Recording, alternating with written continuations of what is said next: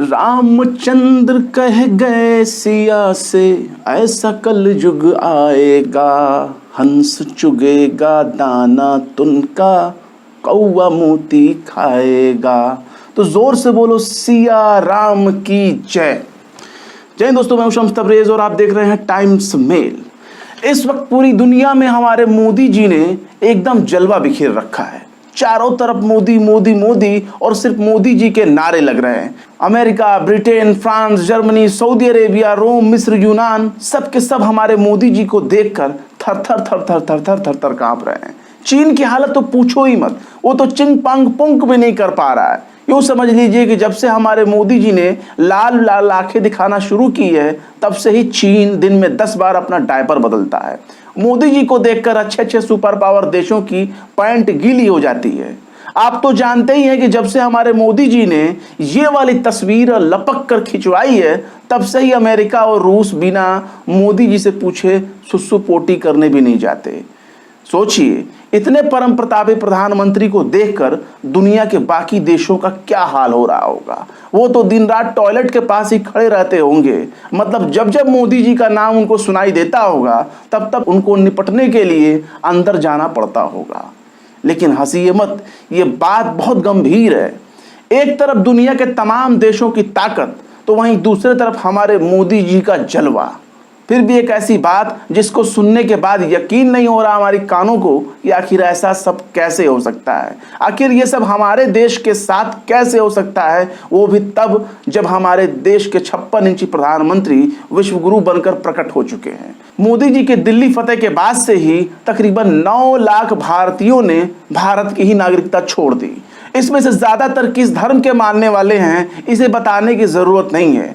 लेकिन इतनी बड़ी संख्या में भारत की नागरिकता छोड़ने से उन लोगों की बात बिल्कुल सच साबित हो रही है जो लोग ये कहते हैं कि भारत में हिंदू खतरे में है। और मौजूदा आंकड़ा सामने आने के बाद तो ये बात बिल्कुल पक्का हो चुका है कि भारत में हिंदू सिर्फ खतरे में ही नहीं है, बल्कि बहुत ज्यादा, बिल्कुल बहुत ज्यादा खतरे में है।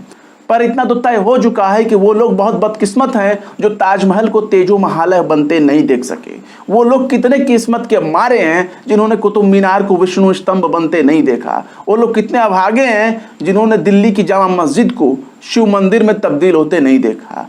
ये वो लोग हैं जिन्हें मोदी जी के आसमानी किले पर बिल्कुल भी भरोसा नहीं है। ये वो लोग हैं जिनको मोदी जी के रूप में एक दहाड़ मारता शेर नजर नहीं आ रहा। ये वो लोग हैं जिनको संघ के हिंदू राष्ट्र पर रत्ती भर यकीन नहीं था। ये वो लोग हैं जिन्होंने अंधभक्तों के उस मासूमियत भरे जुमले पर यकीन नहीं किया जो अक्सर बहुत ही प्यार से कहते हैं कि मोदी जी हैं तो मुमकिन है।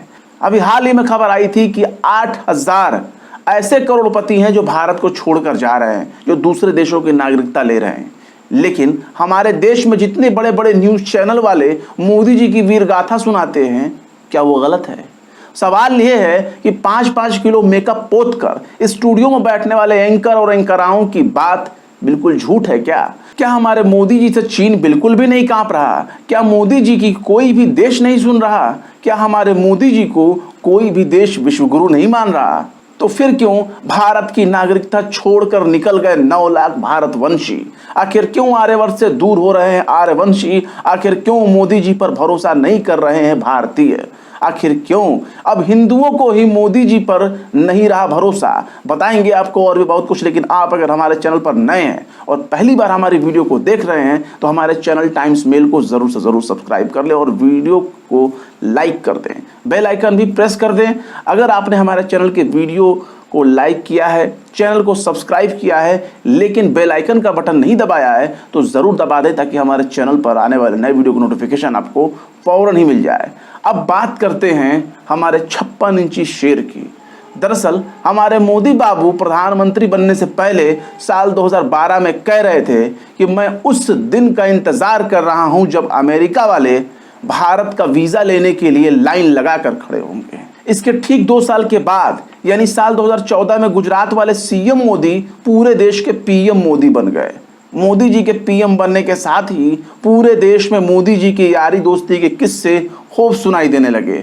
कभी ओबामा के साथ मोदी जी की तू तड़ाक नजर आई, तो कभी अमेरिका में ट्रंप की सरकार बनवाने पर मोदी जी तुल गए, तो तो कभी रूस और यूक्रेन की जंग को खत्म कराने में लग गए। न्यूज़ चैनल वाले तो ये भी बताते हैं कि दुनिया के कई देश, कई सुपर पावर देश मोदी जी से बिना पूछे कोई काम ही नहीं करते। इसलिए अब हम यही सोच रहे हैं कि कुछ नहीं तो कम से कम अमेरिका वाले ही भारत का वीज़ा लेने के लिए लाइन लगाकर ज़रूर खड़े होंगे। लेकिन यहाँ तो एकदम उल्टा हो गया। पता चला मोदी जी के रामराज में 9 लाख भारतीय लाइन लगाकर विदेश भाग गए और भारत की नागरिकता छोड़ने वालों की कतार दिनों दिन पहले के मुकाबले और लंबी होती जा रही है। अब इसी साल की ताज़ा रिपोर्ट ही सुन लीजिए, जब संसद में खुद मोदी सरकार ने बताया कि भारत में पिछले 3 सालों के दौरान 3.9 लाख यानी कि 3,90,000 जो तकरीबन 4 लाख हो जाता है, इन 4 लाख भारतीयों ने अपनी नागरिकता छोड़ दी।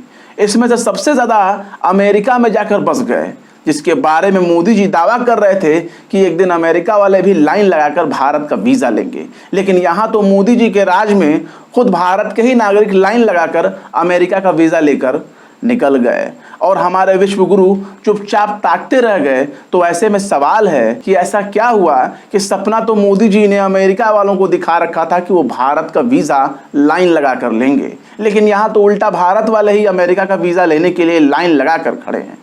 चूँकि ये खबर खुद भारत सरकार ने दी है, इसलिए इसे बिल्कुल भी नकारा नहीं जा सकता। मोदी सरकार ने 19 जुलाई 2022 दिन मंगलवार को संसद में बताया कि अमेरिका 103 देशों में सबसे फेवरेट देश बन चुका है जहां प्रवासी भारतीय जाकर बस रहे हैं। अमित शाह के केंद्रीय गृह मंत्रालय के आंकड़े के मुताबिक अकेले 2021 में 1,63,000 से ज़्यादा भारतीयों ने अपनी नागरिकता छोड़ दी। उसमें से 78,000 से ज़्यादा लोगों ने अमेरिका की नागरिकता ली। इससे 2 साल पहले 2019 में 1,44,000 भारतीयों ने अपनी नागरिकता छोड़ दी। हालांकि 2020 में जब कोरोना का दौर आया तब ये आंकड़ा कुछ डाउन हुआ, यानी 2020 में 85,256 भारतीयों ने भारत की नागरिकता छोड़ दी।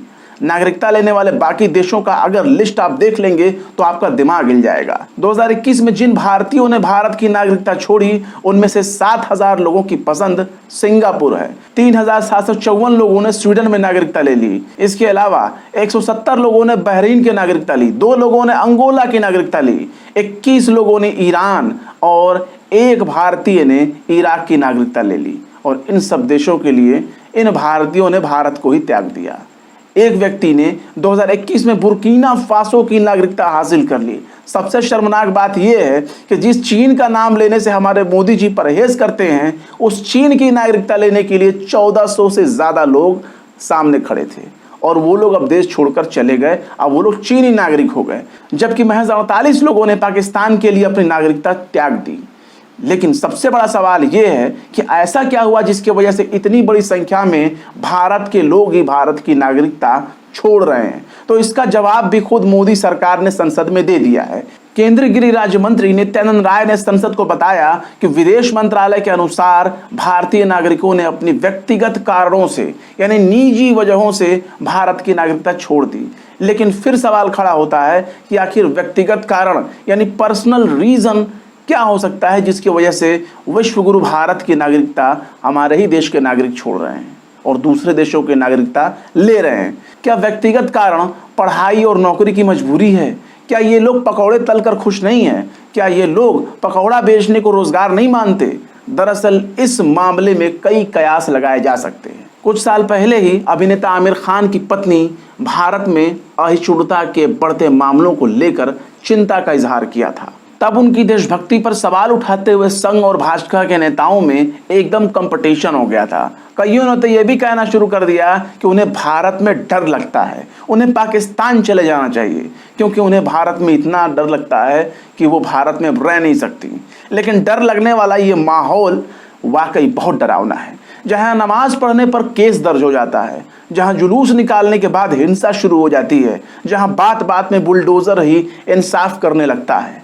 सामाजिक कार्यकर्ता तीस्ता सीतलवाड़ की गिरफ्तारी, आल्ट न्यूज़ के पत्रकार मोहम्मद जुबैर की गिरफ्तारी की घटनाओं ने देश को बहुत डरा दिया और वाकई बहुत कुछ सोचने पर मजबूर कर दिया। आदिवासियों के लिए काम करने वाले स्टेन स्वामी जेल में ही मर गए। डर तो लगता है साहब क्योंकि जब बीच चौराहे पर बहन बेटियों की इज्जत लूटने का ऐलान कोई करता है और सरकार खुद ही उस शख्स के बचाव में खड़ी होकर उसे बहुत बड़ा सम्मानित और बहुत बड़ा इज्जतदार संत बताने पर तुल जाती है, तो डर किसे नहीं लगेगा।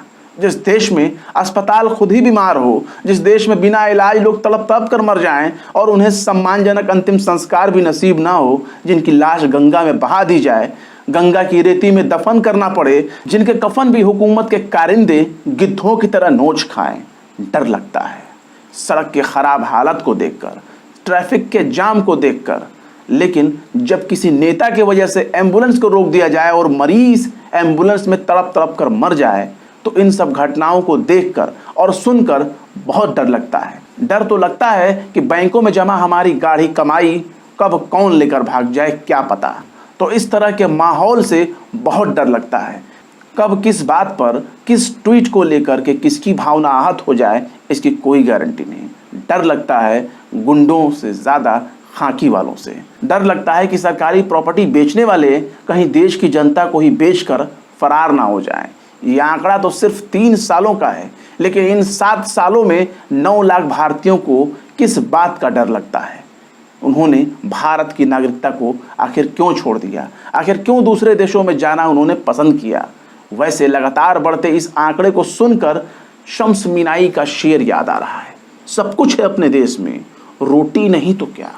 सब कुछ है अपने देश में, रोटी नहीं तो क्या। वादा लपेट लो जो लंगोटी नहीं तो क्या। फिलहाल इस वीडियो में बस इतना ही। ये वीडियो को कैसा लगा कमेंट बॉक्स में जरूर बताएं।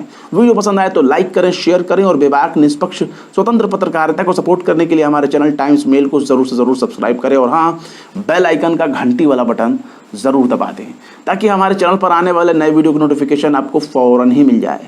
फिर मिलते हैं किसी और वीडियो में एक नई खबर के साथ। शम्स तबरेज़ को दीजिए इजाज़त। जय हिंद।